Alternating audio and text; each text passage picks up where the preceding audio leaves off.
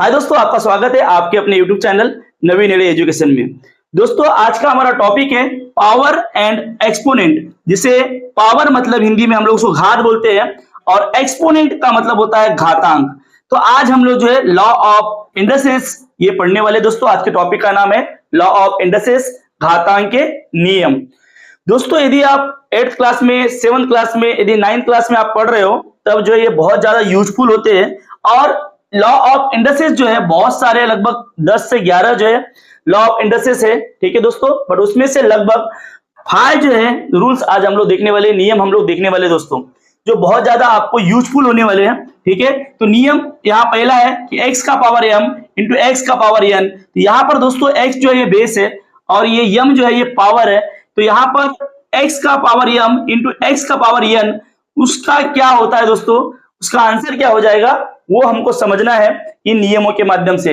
वैसे ही x का power m divide x का पावर n, इसका आंसर क्या आ जाएगा, इसको कैसे सॉल्व किया जाता है। x का पावर 0 होने के बाद उसका आंसर क्या आता है दोस्तों, ये सब जो है सभी नियम जो है अभी हम लोग देखने वाले दोस्तों। तो हम शुरुआत करते हैं दोस्तों कि पहला नियम जो है x का पावर m इंटू एक्स का पावर n, मतलब क्या, इसको कैसे सॉल्व किया जाता है।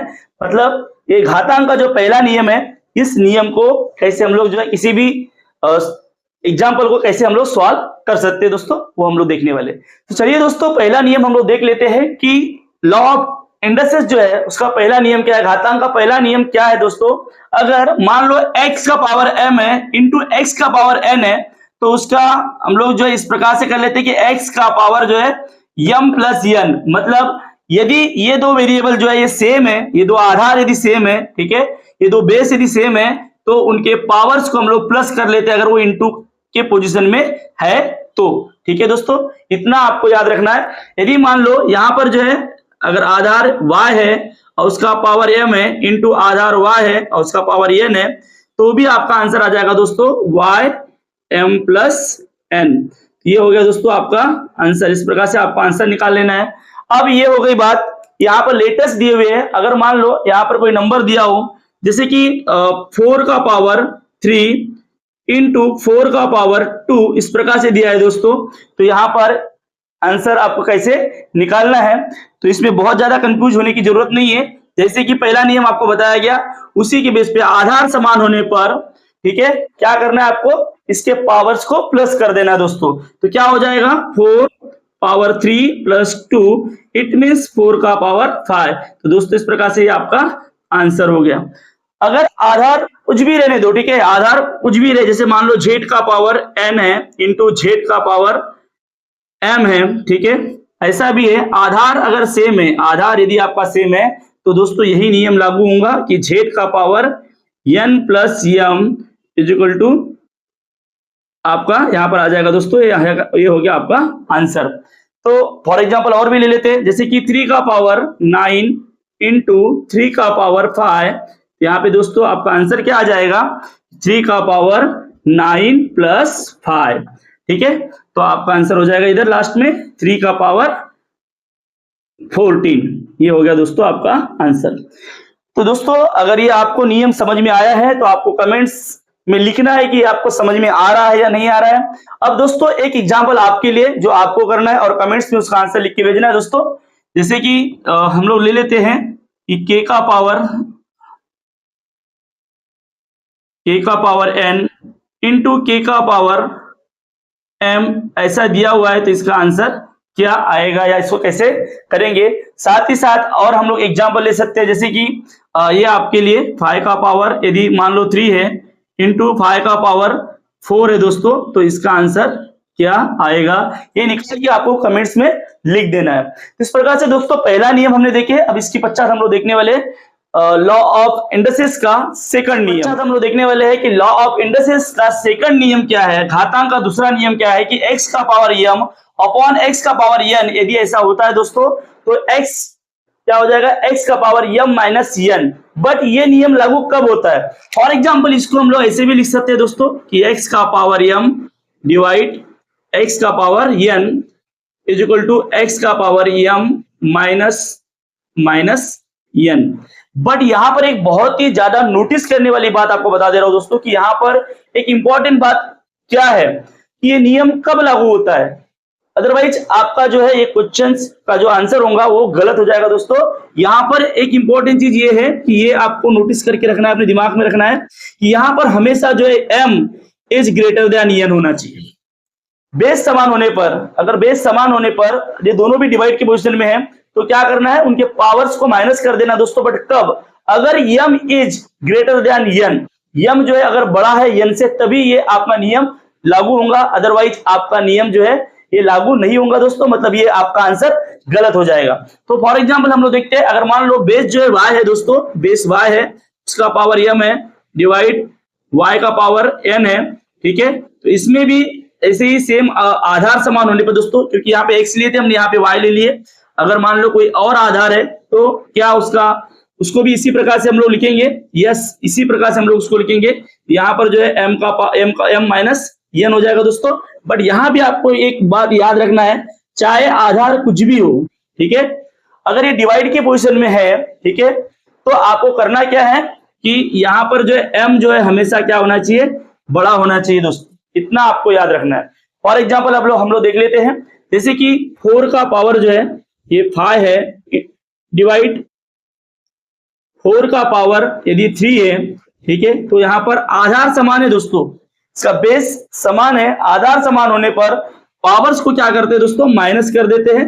बट m इज मतलब पहला जो पावर है वो बड़ा होना चाहिए, ये नियम है। तो 5 माइनस 3 इट मीन्स 4 का पावर 2 आ जाएगा दोस्तों, ठीक है। तो ये हो गया दोस्तों आपका आंसर। तो इस प्रकार से दोस्तों आपको ये सब चीजें याद रखना है, ये नियम याद रखना है, ठीक है। अब इसके पश्चात और भी एक एग्जांपल देख लेते हैं, जैसे कि 7 का पावर जो है यहाँ पर 3 है दोस्तों और डिवाइड की पोजीशन में है, 7 का पावर 2, तो यहाँ पर क्या हो जाएगा कि 7 का पावर 3 माइनस 2 इट मीन्स 7 का पावर 1। इस प्रकार से दोस्तों आपका हो जाएगा, इस प्रकार से आपका आंसर आ जाएगा दोस्तों। तो ये सब इस प्रकार के नियम का आधार लेके आप जो इसको सॉल्व कर सकते हो दोस्तों। यदि ये नियम आपको समझ में आ गया दोस्तों, तो आपको कमेंट्स में जो है मैं एक यहाँ पर क्वेश्चन दे देता हूँ, उसका आंसर आपको लिख के भेज देना है। जैसे कि दोस्तों 3 का पावर 4 है, डिवाइड 3 का पावर अगर मान लो 2 है, तो इसका आंसर क्या आएगा दोस्तों, ये आपको कमेंट्स में लिख के दे देना है, भेज देना है, ठीक है। अब इसके पश्चात इसी नियम पर आधारित, दूसरे ही नियम पर आधारित एक नियम और भी है जो मैं आपको बताने वाला हूं। अगर जैसे सेम टू सेम यहाँ पर यही फार्मूला यूज होगा, बट अगर मान लो m is less than n होगा, तब क्या होगा दोस्तों, ये भी हम लोग देख लेते हैं।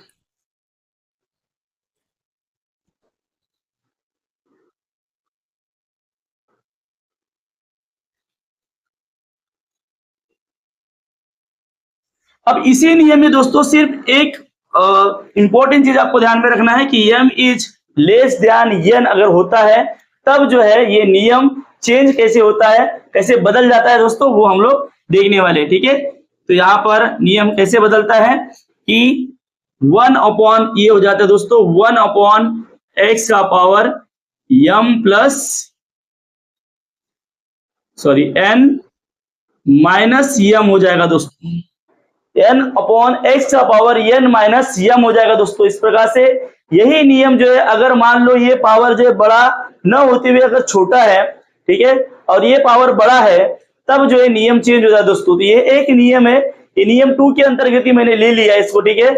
इसी में बदलाव होने पर कैसे नियम बदलता है, कैसे आपका क्वेश्चन का आंसर बदलता है, वो मैं यहाँ पर आपको बताने वाला हूँ। जैसे कि दोस्तों x का पावर m है, जैसे मान लो यहाँ पर एक एग्जाम्पल दूसरा लेते हो, y का पावर m डिवाइड y का पावर n, तो यहां पर भी क्या हो जाएगा 1 अपॉन y का पावर n माइनस m, इस प्रकार से हो जाएगा दोस्तों। ये आपका हो जाएगा आंसर, ये हो जाएगा दोस्तों आपका आंसर। तो अब एग्जांपल देख लेते हैं, जैसे कि दोस्तों 5 का पावर 7 है और डिवाइड में है 5 का पावर 5, इस प्रकार से दोस्तों, सॉरी 5 नहीं, 5 का पावर 9 है, ठीक है।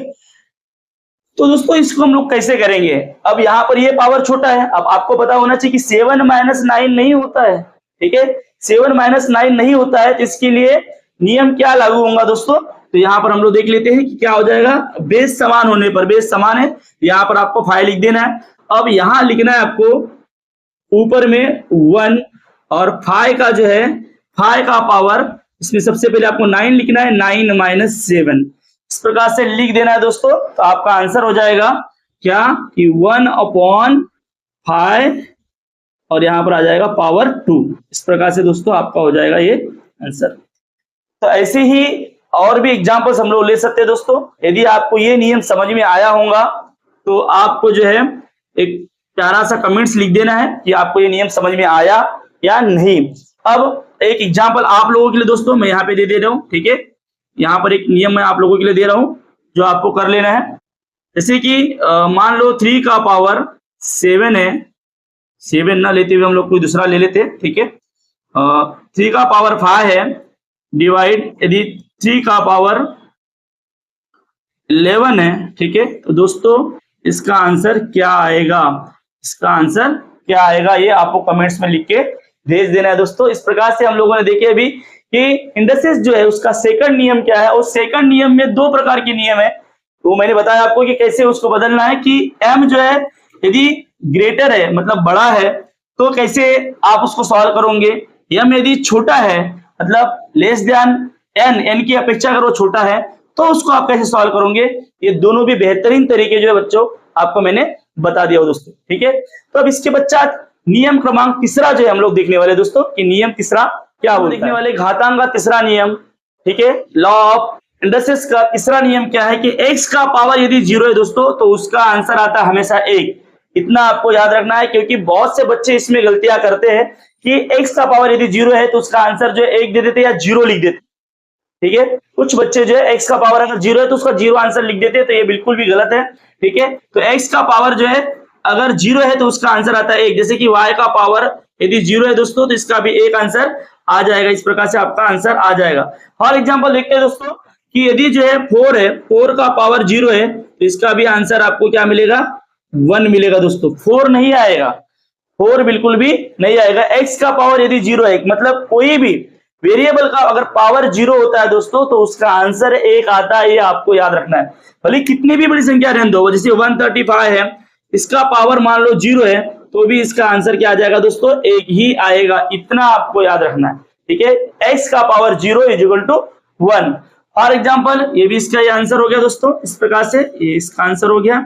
और भी एग्जाम्पल हम लोग ले सकते हैं, जैसे कि z है, z का पावर मान लो दोस्तों 0 है तो उसका भी आंसर 1 आएगा। मतलब इसका मैं आपको यहाँ पर z इसलिए लिख के दिया कि चाहे कोई भी वेरिएबल रहने दो, ठीक है, कोई भी आधार कोई भी बेस रहने दो, कितना भी बड़ा नंबर रहने दो, तो भी उसका आंसर जो है उसका पावर यदि 0 है तो उसका आंसर 1 ही आएगा। इतना आपको याद रखना है दोस्तों, ठीक है। अब कुछ एग्जांपल्स आप लोगों के लिए आपको कमेंट्स में लिख के भेजना है। जैसे कि 143 का पावर 0 है दोस्तों तो इसका आंसर क्या आएगा ये आपको कमेंट्स में लिख देना है, ठीक है। अब मुझे उम्मीद है कि आपको ये नियम जो है तीसरा जो है लॉ ऑफ इंडसेस का तीसरा नियम आपको समझ में आ गया होगा। तो दोस्तों इसके पश्चात हम लोग देखने वाले हैं लॉ ऑफ इंडसेस का चौथा नियम, ठीक है। तो x का पावर यदि माइनस में दिया हुआ है दोस्तों, x का यदि घात यदि माइनस में दिया हुआ है, पावर यदि माइनस में दिया हुआ है, इंडेक्स यदि माइनस में दिया हुआ है, तो आपको उसका आंसर कैसे निकाल लेना है कि 1/x पावर m। मतलब यहां से दोस्तों आपको माइनस हटा देना है, ठीक है। तो x मान लो z जो है, z का पावर मान लो -m है, ठीक है।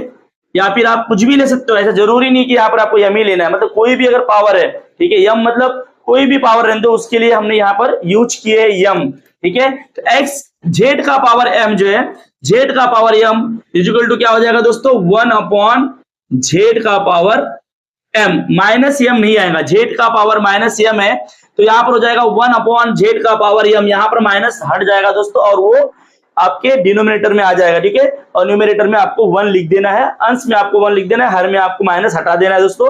ये हो जाएगा इसका आंसर, ये हो जाएगा इसका आंसर। इस प्रकार से दोस्तों ये नियम है, बड़ा ही आसान है। अगर यहाँ पर पावर में माइनस का चिन्ह है तो इतना याद रखना है कि न्यूमरेटर मतलब अंश में आपको 1 ले लेना है और डिनोमिनेटर में से आपको यहाँ पर जो है माइनस हटा देना है और x का पावर m ये लिख देना है दोस्तों। मुझे उम्मीद है आपको समझ में आया होगा। अगर आपको समझ में आ रहा है दोस्तों तो आपको कमेंट्स में लिख के भेजना है कि आपको समझ में आ रहा है या नहीं, ताकि मैं और भी आपको अलग तरीके से समझाने की कोशिश करूंगा। इसके पश्चात फॉर एग्जांपल ले लेते दोस्तों कि 4 का पावर -3 है, तो यहां पर क्या हो जाएगा दोस्तों, आपका न्यूमरेटर में 1 हो जाएगा और डिनोमिनेटर में दोस्तों 4 का पावर 3 हो जाएगा, माइनस हट जाएगा दोस्तों, माइनस हट जाएगा। इस प्रकार से ये हो गया आपका आंसर।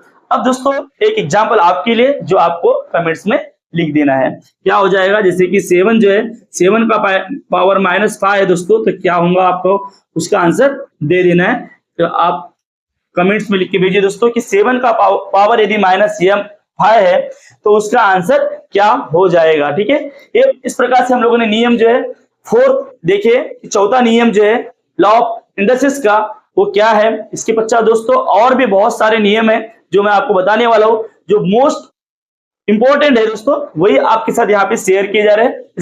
इसके पश्चात जो दोस्तों नियम नंबर 5 जो हम लोग देखने वाले हैं, नियम क्रमांक 5वां 5th नंबर का नियम जो है x इंटू वाई का पावर m, ब्रैकेट में लिया है x इंटू वाई, उसका पावर m है, तो उसका आंसर क्या हो जाएगा, x का पावर m इंटू वाई का पावर m।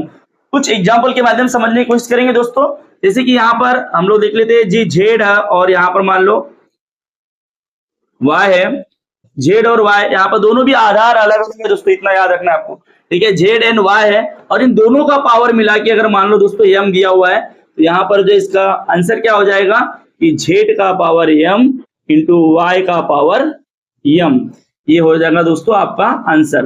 अब फॉर एग्जांपल देख लेते दोस्तों, मतलब यहां पर मैंने z इंटू वाई इसलिए लिखा क्योंकि कोई भी आधार रहने दो, ठीक है, आधार चाहे छोटा बड़ा कोई भी आधार रहने दो, उसमें नियम यही लागू होगा, और इसीलिए मैंने x इंटू वाई यहाँ पर ऑलरेडी लिखा हुआ है दोस्तों, तो मैंने यहाँ पर जो है वेरिएबल z ले लिया और यहाँ पर y ले लिया, ये आपको नोटिस करना है, ठीक है, ताकि आपको कंफ्यूजन ना हो। इसके पश्चात दोस्तों एग्जांपल ले लेते हैं, जैसे कि छोटा सा ले लेते हैं 3 इंटू 4 का पावर यदि 2 है दोस्तों, तो इसको हम लोग जो है कैसे सॉल्व करेंगे, इसका आंसर क्या होगा, तो यहाँ हो जाएगा दोस्तों 3 का पावर 2 इंटू 4 का पावर 2। अब आंसर हो जाएगा दोस्तों 3 का पावर 2 और 4 का पावर 2, मतलब क्या होता है आपको अच्छे से पता होना चाहिए कि 3 का पावर जो है 3 3 9, मतलब 3 3 जा 9, तो 3 का जो है स्क्वायर क्या है 9 है दोस्तों, और 4 का स्क्वायर क्या है 16 है, ठीक 144, ठीक है, ये 144 ये आपका आंसर हो जाएगा। तो इस प्रकार से दोस्तों ये लॉ ऑफ इंडाइसेस जो है उसके आधार पे आप जो है किसी भी क्वेश्चंस का आंसर इस प्रकार से निकाल सकते हो। इसका बहुत ही ज्यादा यूज जो है आपको 8th क्लास 9th क्लास और 7th क्लास में होने वाला है दोस्तों। और वन मोर एग्जांपल हम लोग देख लेते हैं, जैसे कि यहाँ पर जो है 2 इंटू 1 अगर दिया हुआ है और उसका पावर मान लो 3 दिया हुआ है, ठीक है, तो क्या हो जाएगा 2 का पावर 3 इंटू 1 का पावर भी 3 हो जाएगा दोस्तों, तो क्या हो जाएगा 2 2 जा 4, 4 2 जा क्या हो जाएगा 8 इंटू 1 का पावर अगर 3 है 4 है 5 है कुछ भी रहने दो तो भी उसका तो एक ही आएगा, ठीक है, यहाँ पर हो जाएगा दोस्तों हमारा आंसर 8। ये इस प्रकार से दोस्तों आपको आंसर निकाल लेना है। ये सभी नियम आपको पता होना चाहिए। ये नियम क्रमांक 5वां था दोस्तों। और one more example, one more नियम जो है, सॉरी वन मोर रूल जो है मैं आपको बताने वाला हूँ कि और भी लॉ ऑफ इंडाइसेस के नियम क्या है। तो दोस्तों ये 6 नंबर का नियम है जो बहुत ही आसान है। मान लो x का पावर 1 है तो यहाँ पर उसका जो आंसर आता है x, इतना ही आपको याद रखना है। मान लो 5 का पावर, ये आपको हो गया आंसर दोस्तों, ठीक है। यदि 5 का पावर 1 है तो इसका आंसर आ जाएगा हमेशा 5, ठीक है। 4 का पावर यदि 1 है तो इसका आंसर आ जाएगा दोस्तों 4। मतलब किसी भी नंबर का अगर पावर 1 है तो इसका मतलब उसका आंसर जो है हमेशा कितना आता है दोस्तों, वही संख्या आ जाता है। इतना याद रखना, ये छोटा सा नियम है, ठीक है, जो आपको मैंने बता दिया आपकी जानकारी के लिए। ये भी रूल्स है लॉ ऑफ इंडाइसेस का। तो दोस्तों इस प्रकार से हम लोगों ने देखे कि किस प्रकार से law of indices 8th class 9th class और 7th क्लास में बहुत ही यूजफुल होते हैं। और यदि ये वीडियो आप लास्ट तक देखते हो दोस्तों तो आपको इसका 100% बेनिफिट मिलने वाला है और मुझे उम्मीद है कि आपको ये समझ में आया होगा। यदि ये वीडियो आपको अच्छा लगा है दोस्तों तो आपको कमेंट्स में लिखना है कि आपको ये वीडियो कैसे लगा, साथ ही साथ अपने दोस्तों के साथ शेयर करना है। और यदि इस चैनल पे आप नए हो दोस्तों तो इस चैनल को आपको सब्सक्राइब कर लेना है। थैंक यू वेरी मच दोस्तों, बाय बाय, जय हिंद।